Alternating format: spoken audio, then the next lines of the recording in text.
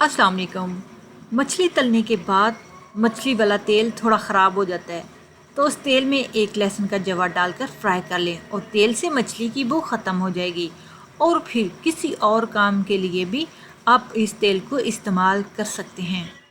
टोटका नंबर 2, कपड़ों में अगर बाल पॉइंट का धब्बा लग जाए तो जहाँ धब्बा लगा हो उस कपड़े के नीचे अखबार रखकर धब्बे पे थिनर रुई में डुबोकर रख दें।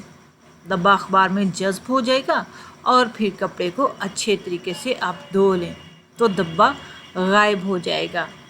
टोटका नंबर 3, अगर किचन में कैबिन में लाल बेग हो जाए तो थोड़ा सा सर्फ एक्सल एक छापर में डालकर इसका मुंह खुला छोड़कर कैबिन में रख दें। 2 से 3 दिन बाद तमाम लाल बेग इस छापर में मरे हुए मिलेंगे।